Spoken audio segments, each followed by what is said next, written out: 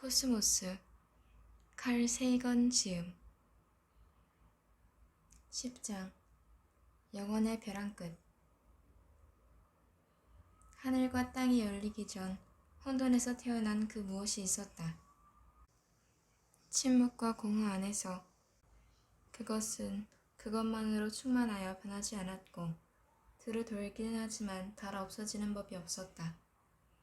그것에서 모든 것이 말미암았으니 그것은 세상의 어머니. 그 이름 내가 알 수 없으나 도라고 부르겠노라. 대도라, 또 다른 이름으로 불러도 좋으리라. 도는 거대함으로 나를 벗어난다 할 수 있고 나를 벗어난다니 그것은 내게서 멀리 떨어져 자리한다. 또한 멀리 있으니 그것은 결국 내게 되돌아오리라. 노자, 도덕경, 기원전 600년경. 맑은 하늘 높은 곳에 뚜렷하게 눈에 띄는 은하수라는 거대한 길이 있다. 은하수는 자신의 광채로 밝게 빛나며 이 길에는 신들께서 주석하신다. 이곳은 위대한 우레의 왕궁이며 막강한 천상의 실세들이 거주하는 곳. 나는 감히 이곳이야말로 위대한 하늘의 바른 길이라 부르리라. 오비디우스 변신 이야기 1세기. 창조주가 세상을 빚었다고 주장하는 아둔한 사람들이 있다. 세상이 창조됐다 함은 그릇된 가르침이며 벌에 마땅한 가르침이다. 신이 세상을 창조했다면 신은 창조 이전에 어디에 있었단 말인가? 어떻게 신이 아무것도 없는 무에서 세상을 만들어낼 수 있겠는가? 만일 신이 유를 만들고 난 다음 세상을 만들었다고 주장한다면 그 유란 것이 또 무엇에서 만들어졌는지 궁금하긴 마찬가지이다. 그러므로 끝없이 이어지는 논리의 순환고리에 사로잡히고 말 뿐이다. 세상은 창조되지 아니했으며 시간 자체가 그러하듯이 세상은 시작도 끝도 없음을 명심할지어다. 이는 또한 진리에 기초한 것이니. 마하푸라나, 위대한 신화, 인도 자인화교, 9세기. 지금부터 100억 년 또는 200억 년 전에 빅뱅이라고 불리는 대폭발의 순간이 있었고 우주는 그 대폭발에서 비롯됐다. 왜 그런 폭발이 있었는지는 신비 중의 신비다.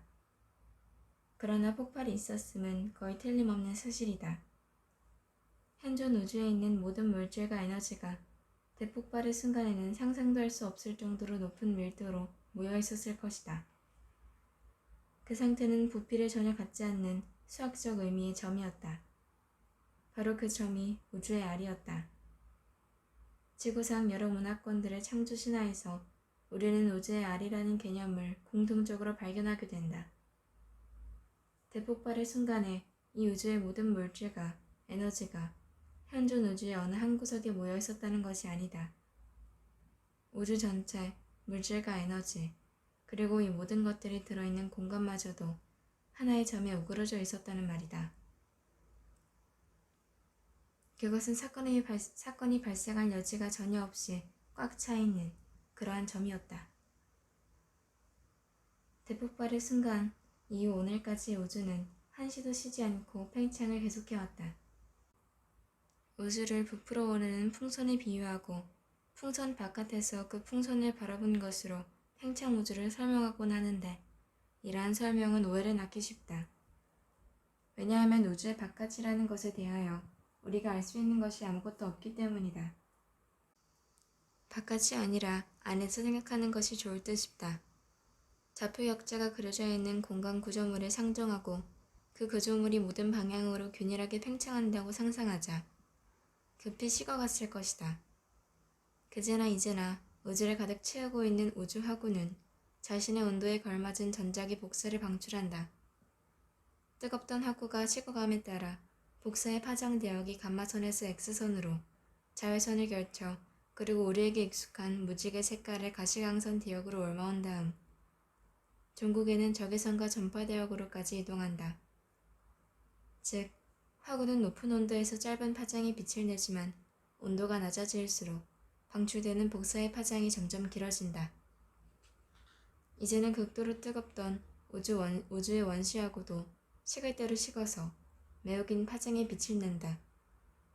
우리는 이 빛을 우주배경 복사라고 부른다. 우주배경 복사는 하늘의 모든 방향에서 볼 수 있다. 초기 우주에서는 우주배경 복사가 매우 강력했을 것이다.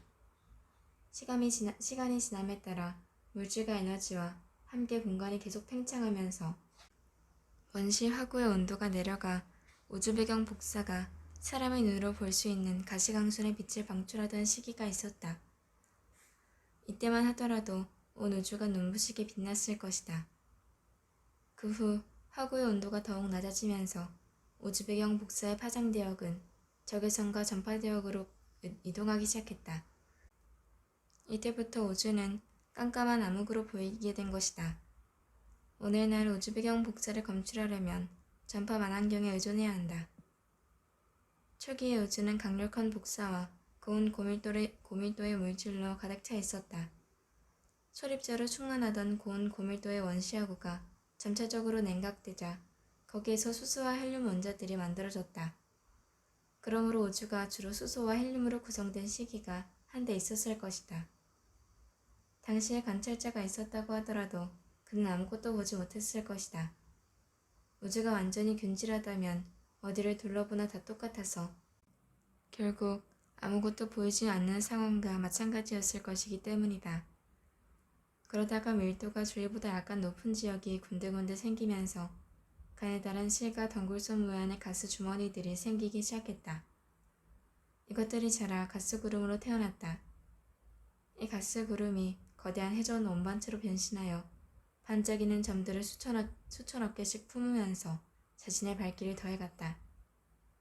우주에서 볼 수 있는 가장 거대한 구조물은 이렇게 만들어진 것이다.